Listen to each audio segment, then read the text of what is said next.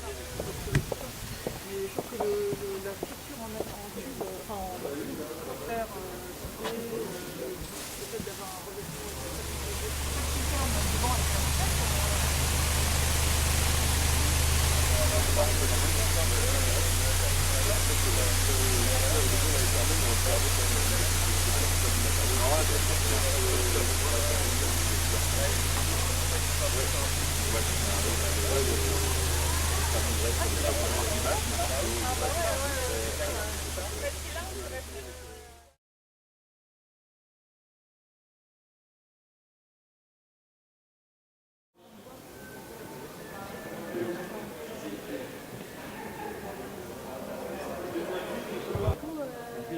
Ça mène au château.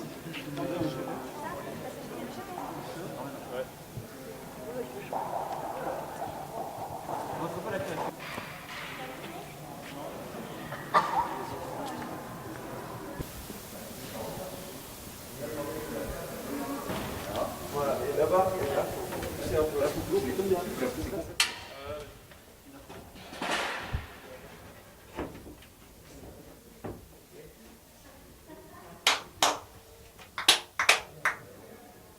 Je ne sais pas si vous savez, mais depuis environ une quinzaine d'années, il y a une directive européenne qui a obligé les grandes villes et tous les grands axes routiers à produire des cartes sonores. Je ne sais pas si vous savez ça. Ces cartes sonores, elles vous définissent la nuisance générée par la circulation automobile sur l'environnement. Et à partir de ces cartes sonores, on peut travailler sur une parcelle ou sur un quartier à orienter les bâtiments, à concevoir un urbanisme qui tienne compte de cette réalité de façon à avoir des zones calmes et des zones plus exposées.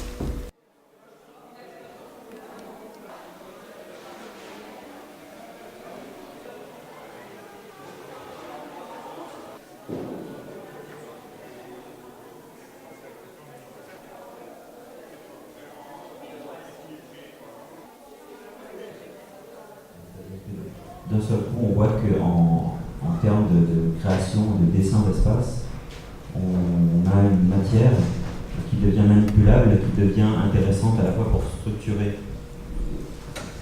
l'espace acoustique, mais aussi l'espace visuel. Et la corrélation qui se produit entre les deux est, pour nous architectes, très intéressante. Donc ce projet que je vais vous présenter là, qui est un projet qu'on a remporté avec Philippe Ram, avec qui j'enseigne beaucoup. Donc on s'est dit peut-être qu'il y a des paramètres physiques, objectifs, qui pourraient nous dessiner une nouvelle composition, une nouvelle manière de dessiner le projet. On a tout de suite pensé bien sûr au son, mais il y a aussi la lumière et la température. Ces phénomènes physiques, ils pourraient générer une nouvelle cartographie, et de cette cartographie, on pourrait extraire une nouvelle manière de dessiner le projet, qui sortirait de cette composition hyper centrée, radiale, concentrique, symétrique aussi. Donc ce qu'on a fait, c'est une étude d'ensoleillement lumineux, une moyenne annuelle, sur tout l'espace. Et ces courbes, comme elles sont très compliquées nécessairement, parce que la lumière se propage de manière un peu complexe, on va se dire qu'on va les simplifier, mais on ne va pas les simplifier trop, on va les simplifier en respectant ces angles de 60 degrés qui sont existants dans le projet. Donc une fois qu'on a ces courbes, on se dit bah, c'est intéressant, on est complètement sorti de la géométrie existante et on va pouvoir utiliser une nouvelle géométrie basée sur quelque chose de réel pour travailler le projet. Pour traiter la question acoustique dans le projet, on va émettre un postulat, qui est un postulat d'architecte, une prise de position, on pourrait dire, un parti, qui est une corrélation entre la qualité acoustique de l'espace et sa qualité lumineuse. De la même manière qu'il y a un dégradé lumineux dans l'espace, on va opérer un dégradé sonore. Qu'est-ce que c'est une agora? C'est un lieu dans lequel les gens se retrouvent, dans lesquels on se réunit, et puis on a certaines qualités climatiques. On se disait qu'il y a un peu une corrélation entre cette ambiance de fraîcheur qu'on va rechercher par la pierre, le contact du métal, de la pierre, comme ça, et la réverbération des sons sur ces matériaux qui sont assez durs. Donc là, on a un peu les différents matériaux qu'on a utilisés. Et puis ces différents matériaux, ils vont donner différents régimes d'écoute, différentes manières d'appréhender l'espace. Donc dans la zone la plus sombre, on pourrait dire, on va avoir des conversations qui vont pouvoir se propager. Donc ça tombe bien, c'est la zone du bar. Donc des conversations qui se propagent un peu plus loin. A l'inverse, dans les zones qui sont en laine, là on peut être assis deux personnes. Pour s'entendre, il faudra qu'on soit très très près. Donc c'est vraiment plutôt une idée de conversation intime entre les gens et c'est les zones les plus lumineuses aussi.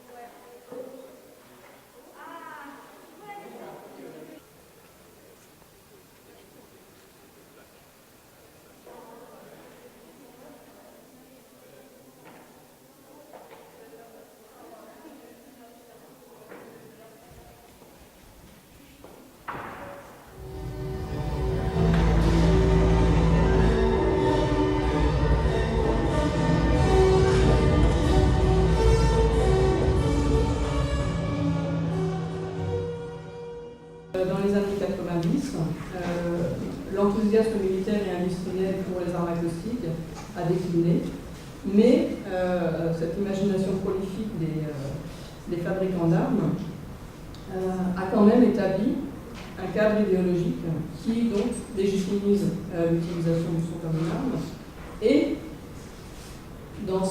parmi ces milliers de prototypes inutiles ou de recherches qui n'ont pas dépassé le stade embryonnaire tellement elles n'étaient pas réalistes sur le plan de la simple physique.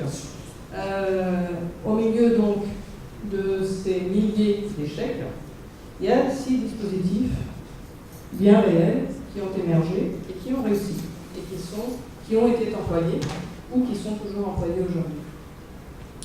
Et je les ai catégorisés en 6 parties que je vais suivre maintenant.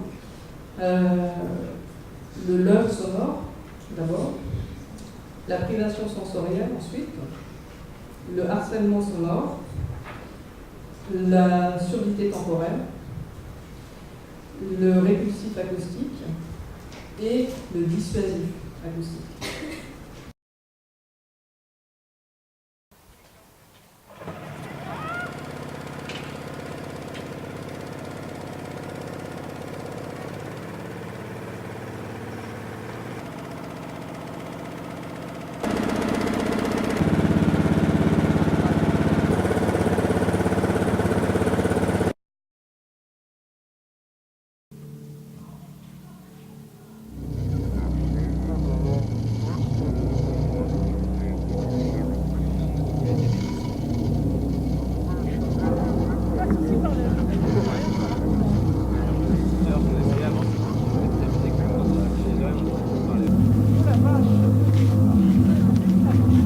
Ah oui, toi tu dois le sentir.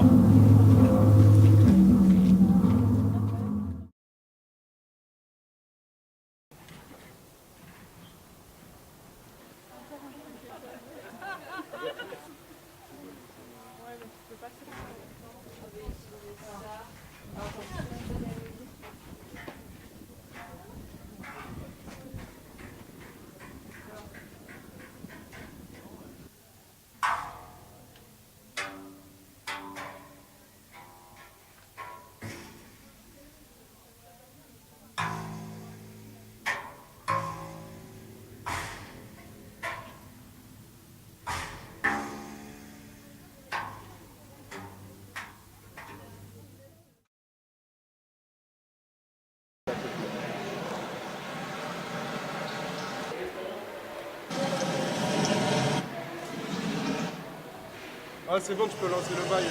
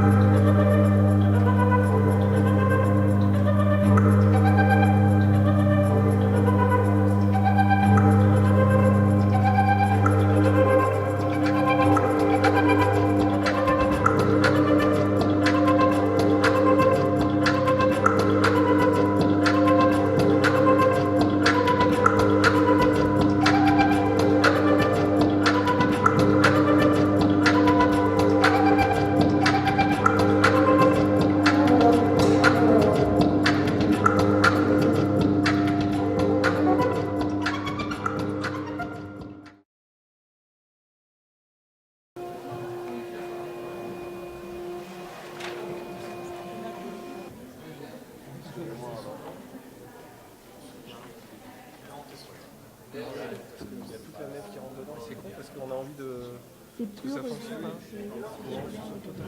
l'angoisse.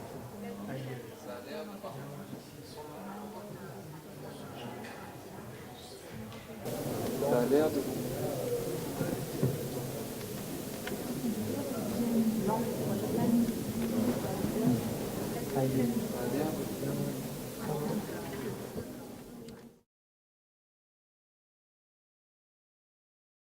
Mettez-vous à l'aise, profitez.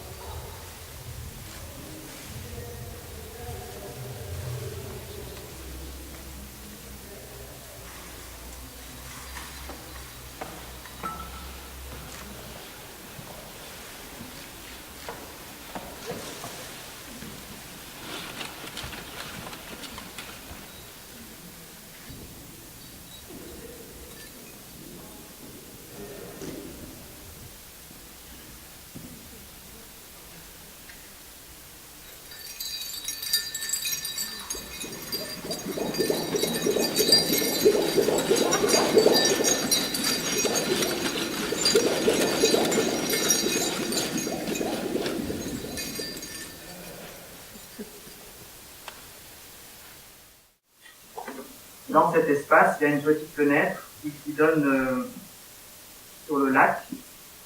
Et quand j'ai visité le lieu, la première chose que j'ai remarqué, c'est cette petite fenêtre. Et je me suis dit, bah voilà, là, c'est le lieu idéal pour montrer une pièce que j'ai faite il y a longtemps qui parle d'un paysage. Donc, c'est aussi utiliser la coïncidence des lieux. Alors là, c'est pas un critère architectural ou un paramètre physique qui m'a donné envie de montrer cette pièce, c'est plutôt l'allusion à un extérieur, un lointain, qui pourrait rentrer en résonance avec le lointain décrit dans la pièce elle-même. Il y a des gens qui se reposent.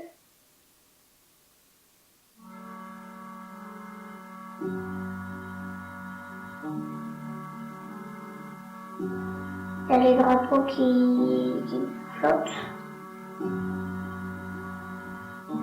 Ensuite, Il y a un bateau qui est sur la plage. ensuite, Il y a des gens qui se sèchent sur la digue. ensuite, Puis il y a une homme qui a fait sécher son linge dehors. Ah. Des habits par terre. Pour déchirer, il y a des algues.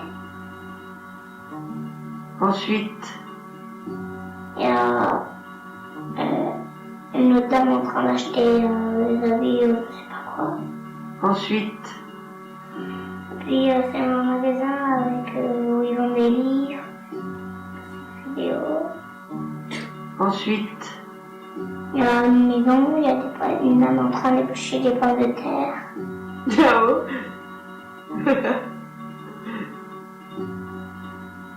Dans la maison, il y a des cadres.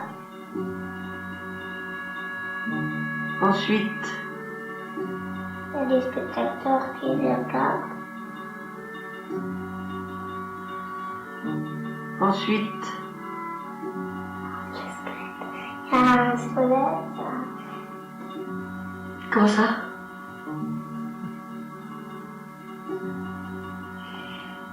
Des... Hein?